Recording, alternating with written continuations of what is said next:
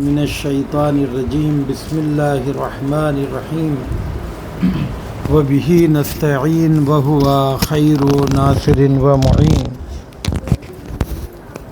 الحمد للہ الذی جعلنا من المتمسکین بولایت امیر المؤمنین صلی علی محمد والائمۃ علیہم السلام اللہم صلی علی محمد وآل محمد الحمد للہ الذی اکرمنا بہذا اليوم وجعلنا من الموفین بعہدہ الینا ومیثاقہ الذی واثقنا بہ من ولایت ولاة امرہ والقوام بقسطہ ولم یجعلنا من الجاہدین والمکذبین بیوم الدین۔ عزیزان گرامی، اللہ سبحانہ و تعالیٰ کی حمد و ثنا اور محمد و آل محمد پر درود و سلام کے بعد میں آپ تمام مومنین کی خدمت میں آج کی اس عید اکبر کی مبارکباد پیش کرتا ہوں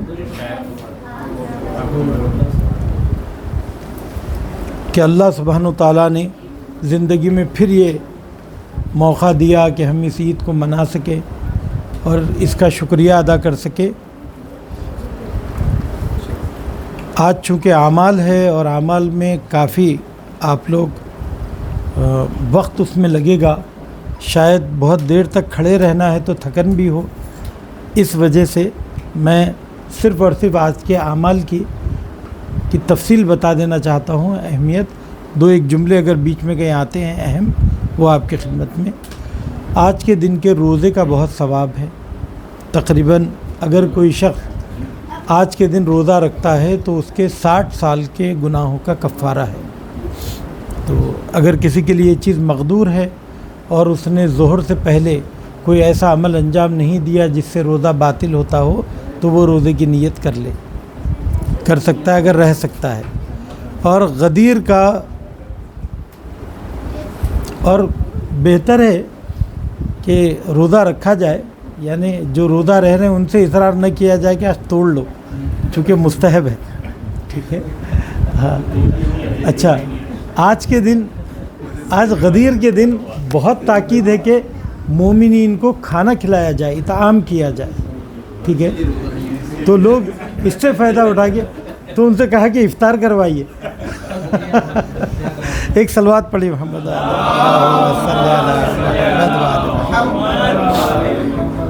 دوسرا عمل غسل ہے۔ تیسرا عمل امیر المومنین کے روضے پر حاضر ہو کر زیارت پڑھنا ہے، اور اگر یہ ممکن نہیں ہے تو آدمی دور سے بھی زیارت پڑھ سکتا ہے۔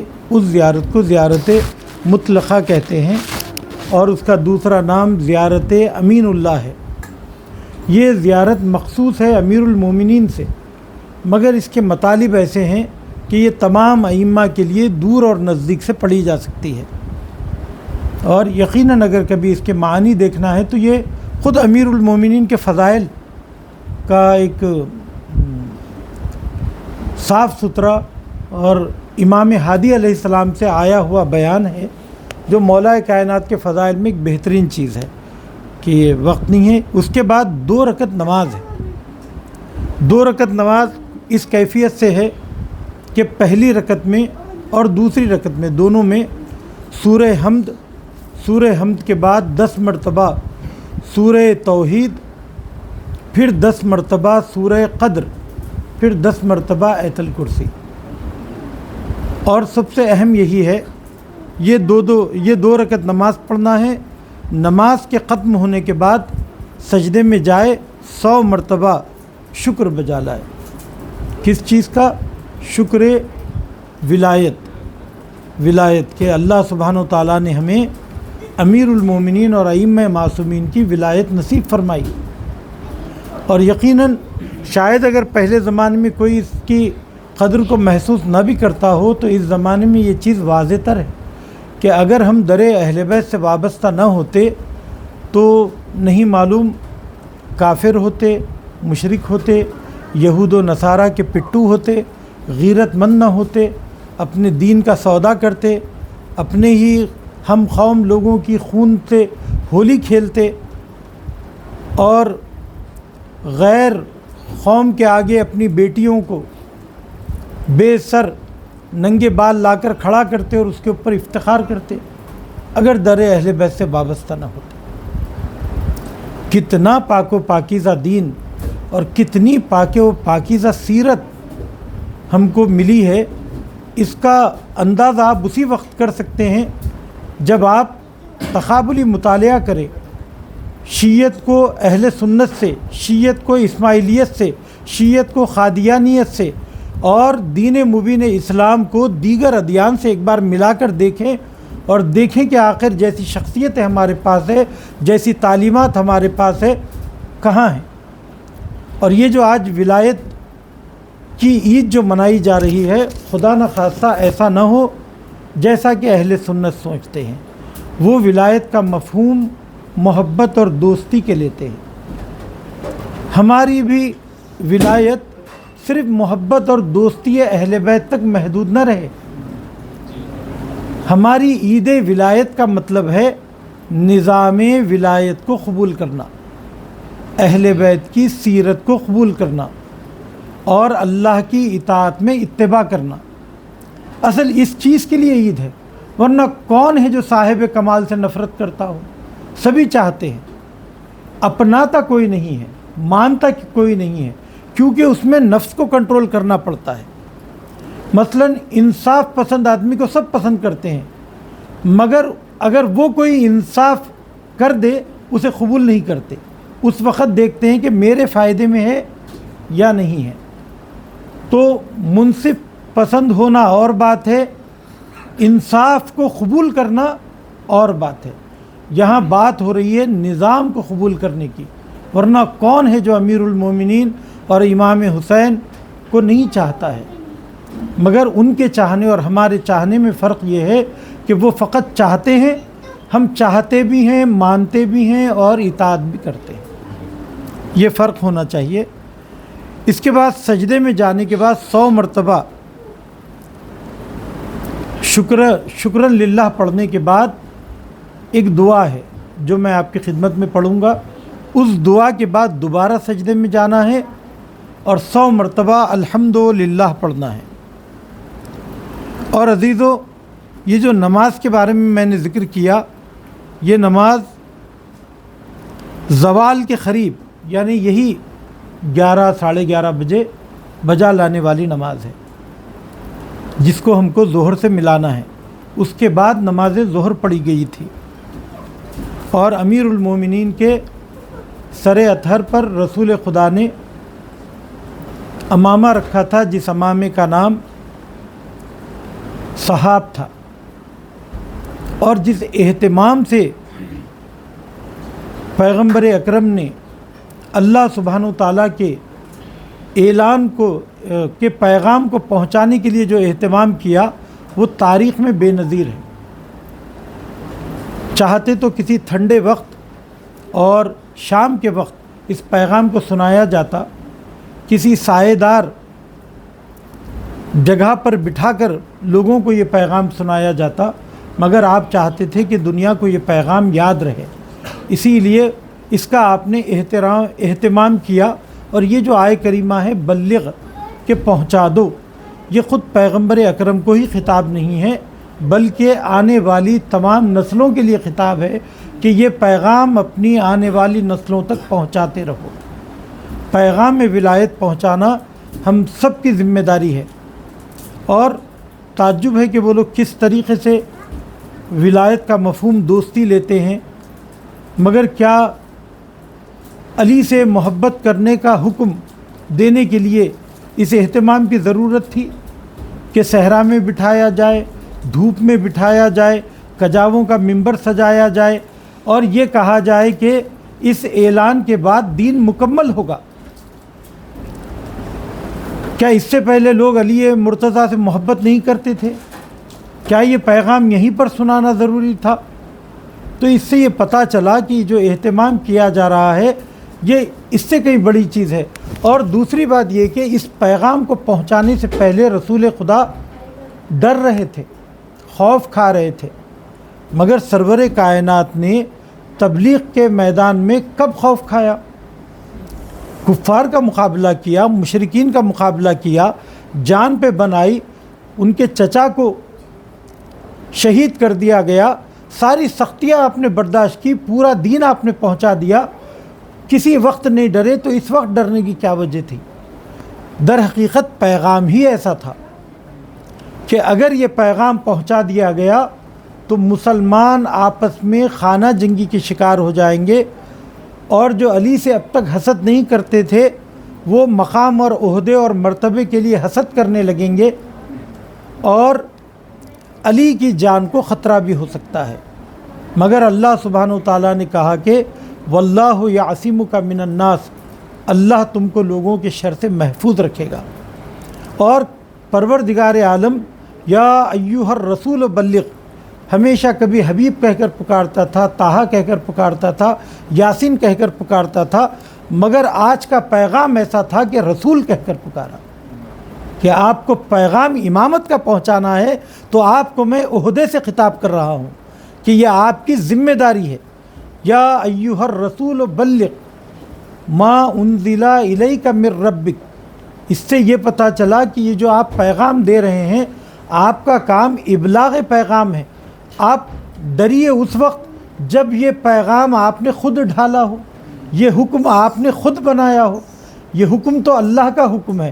تو اس سے یہ بھی پتہ چلا کہ انتخاب امامت اور تعیین امامت کا کام بھی پروردگار عالم کا ہے، پروردگار عالم کا ہے۔ تو اللہ نے امام کو انتخاب کیا، اور سامنے کی بات ہے کہ آپ بھی اگر کوئی خوبصورت عمارت بنائیں گے یا کوئی آپ کے پاس دنیا بھر کی ثروت ہوگی تو آپ ضرور اس کی حفاظت کا کوئی نہ کوئی اہتمام اور انتظام کریں گے۔ یہ کیسے ممکن ہے کہ پیغمبر اکرم نے 1,24,000 انبیاء کی زحمتوں کو اپنے دور میں کامل کیا اور اسلام کو لوگوں تک پہنچایا، پھر اس کی حفاظت کا کوئی انتظام نہیں کیا؟ یہ ذہن میں آنے والی بات نہیں ہے۔ تو در حقیقت یہ ولایت اسی حفاظت اور انتظام کا ذریعہ تھا، کیونکہ رسول خدا 23 سال کے عرصے میں کس حد تک دین پہنچا سکتے تھے؟ دین کی ابھی تفصیلات اور تشریحات باقی تھی، جزیات کا بیان کرنا باقی تھا، اور اس کی عملی سیرت کا بیان کرنا ضروری تھا۔ اگر کسی سے کہہ دیا کہ روزہ رکھو تو روزہ رکھنے کا حکم تو آ گیا، طریقہ نہیں بیان کیا گیا، یا اس کے بعد آنے والے جو مسائل ہیں ان مسائل کی تشریح بیان نہیں کی گئی۔ اسی لیے اللہ سبحانہ وتعالی نے اہل بیت علیہم السلام کو ایک عملی نمونہ اور مشعل راہ بنا کر مومنین کے درمیان رکھا کہ اگر دین میں کوئی کمی زیادتی ہونے لگے تو اس وقت اہل بیت علیہم السلام آ کر اس کی حفاظت کریں۔ اہل بیت علیہم السلام کے 3 کام ہیں رسول خدا کے بعد جو یہ انجام دیتے ہیں۔ ایک ہے دین کا پہنچانا، دوسرا ہے دین کا نافذ کرنا، تیسرا ہے لوگوں کو دنیا اور آخرت میں مقام کمال تک پہنچانا۔ یعنی اہل بیت کا کام صرف اور صرف حکومت کا قیام نہیں ہے بلکہ روحانی کام بھی ہے، اور وہ روحانی کام یہ ہے کہ ہمیں شفاعت عطا کرنا۔ تو روز قیامت اگر شفاعت، دنیا میں اگر ہدایت اور اسلامی تعلیمات کے مطابق ایک پاکیزہ حکومت چاہتے ہیں تو ہمیں امامت کی ضرورت ہے۔ اب ایک سوال فقط ذہن میں آ سکتا ہے کہ آج سے 1400 سال پہلے 12 اماموں کی امامت کا اعلان کیا گیا، مگر وہ شرمندہ تعبیر نہیں ہوا اور وہ اسلامی حکومت قائم نہیں ہوئی۔ جب وہ چیز اس وقت نہیں ہوئی، اب آپ ان باتوں کو بیان کر کے کیا کرنا چاہتے ہیں؟ یہ گڑھے مردے کیوں اکھاڑ رہے ہیں؟ اب غدیر کے ذکر کا کیا فائدہ ہے؟ تو جواب یہ ہے، ٹھیک ہے اس موقع پر ائمہ علیہم السلام کو امامت کا موقع نہیں ملا، مگر یہ کون کہہ سکتا ہے کہ ائمہ علیہم السلام کی بتائی ہوئی تعلیمات کے مطابق اسلامی حکومت کی آج ضرورت نہیں رہی؟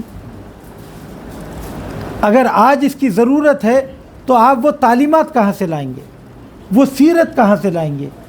تو اس سیرت کو زندہ رکھنے کے لیے، ان تعلیمات کو زندہ رکھنے کے لیے اور ایران و عراق کی حکومت کی طرح ایک اسلامی حکومت قائم کرنے کے لیے، ایسی اسلامی حکومت کے جسے ہم امام زمانہ کی حکومت سے ملا سکیں، اس کے لیے عقیدہ امامت کا زندہ رکھنا واجب ہے، اس کی تبلیغ کرنا واجب ہے، اس کا آنے والی نسلوں تک پہنچانا واجب ہے، اور الحمدللہ وہی کام آج ہم انجام دے رہے ہیں۔ ایک صلوات پڑھی محمد وعلی۔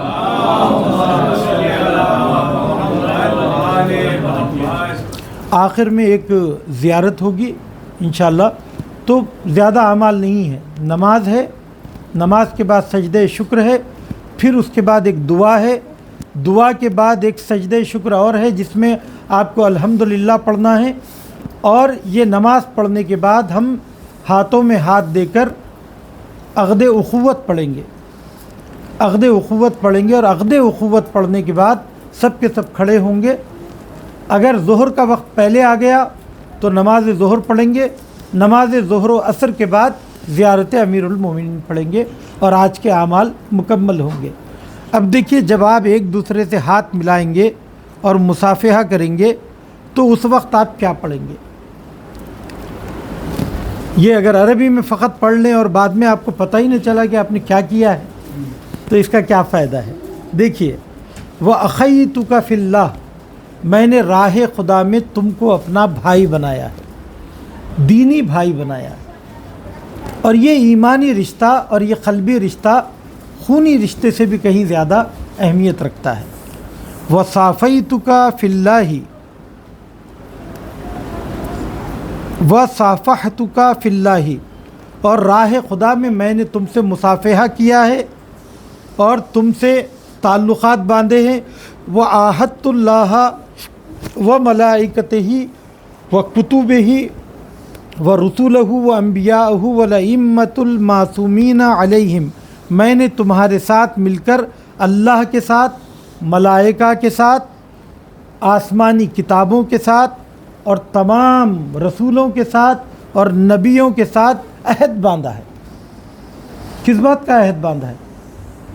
کہ ہم دین پر ثابت قدم رہیں گے، دین پر پابند رہیں گے۔ یہ تمام انبیاء کی محنت کا نتیجہ ہے۔ غدیر بھلا دی جائے تو گویا تمام انبیاء کی محنتوں کو ہم نے ضائع کر دیا۔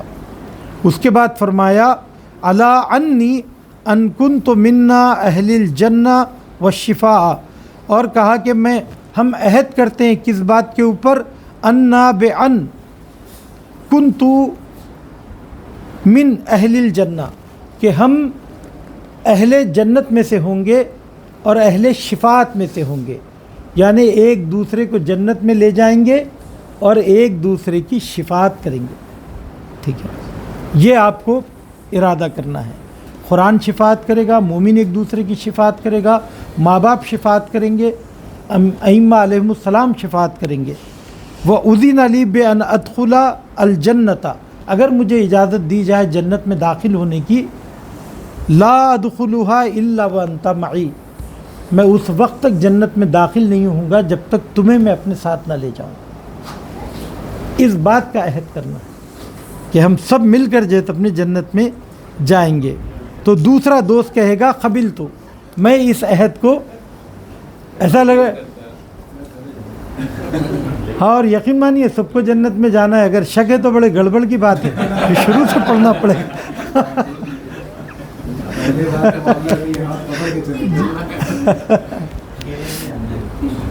اور اس کے بعد اس سے بھی بڑی بات یہ کہ اسقطت عنک جمیع حقوق الاخوہ، میں نے تمام حقوق کو ساخط کر دیا، یعنی بھلا دیا۔ تمہارے اوپر جو ذمہ داریاں میری اور مجھ پر جو تمہاری ذمہ داریاں ہیں، میں اس کو نظر انداز کرتا ہوں، شکایت نہیں کروں گا کہ تم نے میرا خیال نہیں رکھا، میں یہاں پر ان سب چیزوں کو معاف کرتا ہوں۔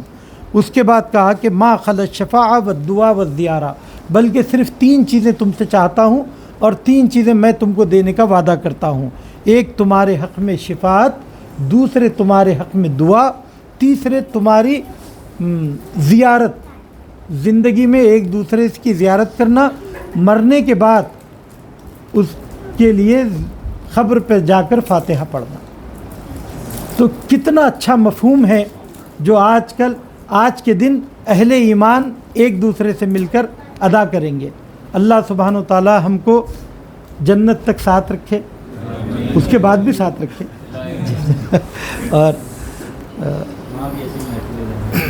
خدایا بحق محمد و آل محمد تیری بارگاہ میں دزب دعا ہوں، اے میرے معبود ہمیں دین محمد مصطفیٰ کو سمجھنے اور سمجھ کر اس پر عمل کرنے کی توفیق عنایت فرما، ہمارے علم میں اضافہ فرما، ہمیں دین کی اطاعت کرنے کی توفیق عنایت فرما۔ اے پروردگار ہمارے تمام گناہان کبیرہ و صغیرہ کو اس مبارک دن کی برکت سے، امیر المومنین کے صدقے میں، رسول خدا کے صدقے میں ان تمام گناہوں کو بخش دے۔ اے پروردگار آج کے دن ہماری سب سے بڑی دعا یہ ہے کہ منتقم خون حسینی بقیت اللہ العظم امام زمانہ عجل اللہ تعالی فرجہ شریف کے جلد از جلد ظہور فرما۔ اے پروردگار تیری بارگاہ میں دزب دعا ہوں، اے میرے معبود جو کوئی مریض ہے بحق بیمار کربلا انہیں شفائے کامل و عاجل عنایت فرما۔ جہاں کہیں بھی مومنین ہیں ان کی عزت و آبرو جان و مال کی حفاظت فرما۔ اے پروردگار بالخصوص ایران کی اسلامی حکومت کو اپنے حفظ و امان میں رکھ، یہود و نصارہ کے شر کو انہی پر پلٹ دے، منافقین کو اسی دنیا میں ان کے انجام تک پہنچا۔ اے پروردگار میں دزب دعا ہوں کہ ہماری اولاد کو صالح قرار دے۔ اے پروردگار ہمارے گھروں میں برکت عطا فرما، ہمارے گھروں میں سکون اور چین عطا فرما۔ اے پروردگار ہمارے والدین کی مغفرت فرما۔ اے پروردگار تیری بارگاہ میں دزب دعا ہوں اور ہم سب کی یہ دلی دعا ہے، اے میرے معبود ہمارا خاتمہ بخیر فرما، امام زمانہ کے ظہور میں تعجیل عنایت فرما۔ آپ سب سے گزارش ہے 1 مرتبہ سورہ حمد اور 3 مرتبہ سورہ اخلاص کی تلاوت فرما کر بانی محفل کے مرحومین، یہاں پر حاضر تمام جملہ مومنین کے مرحومین اور تمام مومنین حضرت آدم تا عیدم ان تمام مرحومین کی روح کو ایصال فرمائیے۔